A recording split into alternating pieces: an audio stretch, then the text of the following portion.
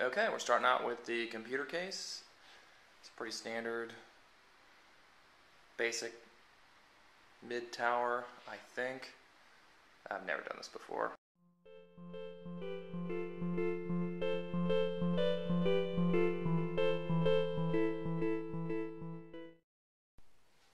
Alright, time to install the CPU on the motherboard.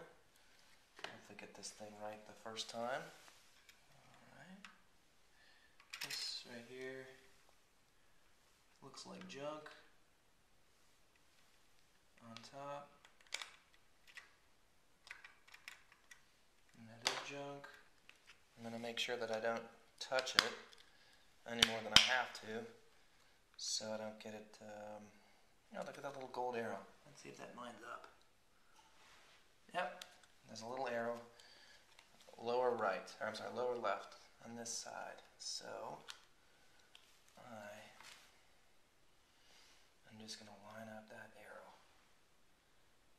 And we're in. Okay, pretty snug, fits. Drop it down, and time for the CPU fan. I'm going to put that in right so this little 4-pin power connector makes it, and then I'm going to do kind of a crisscross thing and just firmly push these in. 1, 2, 3, 4. Okay, now that we've got our CPU fan on and we have mounted the right screws in here, I'm going to put that gently in to the computer case. As you can see on this side, you get that kind of familiar set of colored knobs in the back. We're going to put this neat little metal. Well, I'll figure that out as I go. Alright, here's the RAM. I'm just going to pop these out, put them in. I'm just going to line up this groove. Make sure that these guys are open. And I have installed RAM before, so I don't feel as nervous as with the motherboard and CPU. I'm going to push this in pretty firmly. Kind of hate when the motherboard makes those crispy noises. It feels like I'm breaking something, but then I tell myself it's well made, and I can't really break it unless I do something really dumb. Okay, alright. So now we're going to push down both sides of this guy. Alright, 2 kind of wimpy clicks, but I think we're in there just right. Alright, I've got my Lite-On optical drive. Again, the price was right. Didn't even get a box from Newegg where I bought it. I really just need this to install the operating system and yep, get most of my stuff off the web. Games, movies, everything. So, and this is going to go right in here, in this top slot. Just want to show this from the other side. The case front did kind of wobble off. I did that because I pulled it loose. I'm just going to show you right here. Okay, I pulled it off the front so that I could pop out this front panel here so Mr. Drive can come through. Hard drive. Okay, this guy is going to go in pretty much the same way as the optical drive, except I'm not going to put it in through the front. I'm just going to slide it in from the inside, and then I'm going to put 2 screws up through the bottom when I flip the case up again, and then I'll use this toolless plastic thing here. And I've seen online that people kind of tend to put them towards the bottom just to make some more space, so I think that's what I'm going to do. Okay. Alright, our optical disc is in, you can see that there, and our hard drive is in.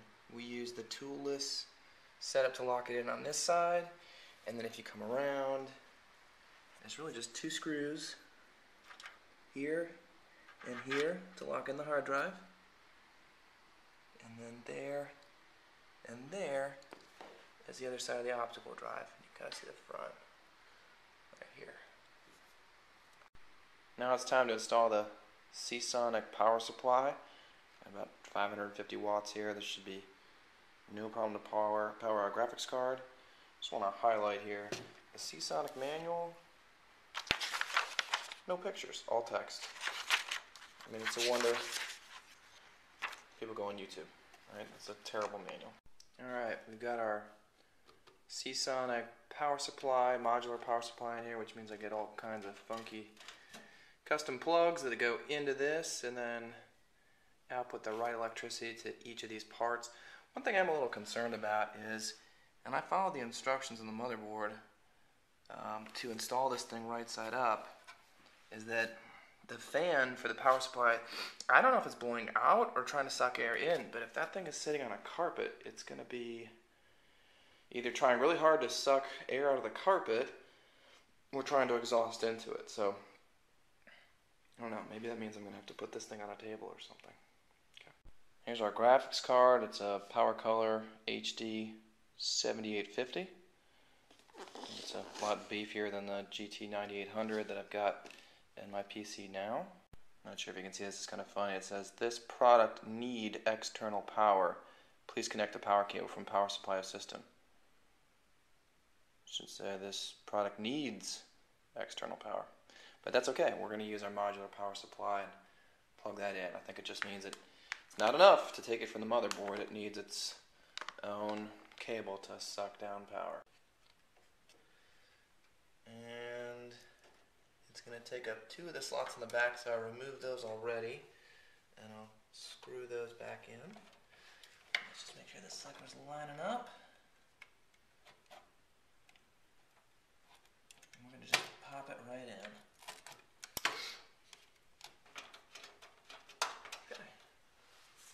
Okay, the build's complete, right? No, nothing's plugged in. Not a one thing. So, except for these 2 SATA data connections that go to the hard drive and the optical drive, I'm going to have to work some magic in here and maybe go through the back and around and see what I can do with these cables. Okay, that's about as neat as I'm going to make the cabling in here. Did an okay job, I think, for my first time, and installed an operating system. I got rid of that boot error before, so it's going to check the hard drive instead of the disk drive or the CD drive, and let's see how fast this thing boots up. Everything's nice and quiet in here. One thing I really like about this motherboard is the sound quality. I know that sounds weird, but it's actually really good.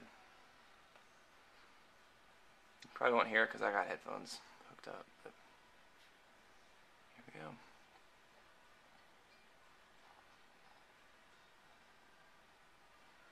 Yeah, it's pretty fast. Okay, so Oblivion, yes, it's an old game, but it's what I really like to play when I'm not watching my kids, and I built a mid-range PC to basically handle, you know, max settings for this so I can really enjoy it, but I did not build something that's going to tackle the latest and greatest, because that would not have been in my budget. But as you can see, I mean, this does the trick. I mean, you can run this thing at max settings, and you know, really responsive. I've got it turned up all of the anti-aliasing or aliasing. Everything's all kind of set up. Let's see if we can get the frame rate to display here. That's really chugging along.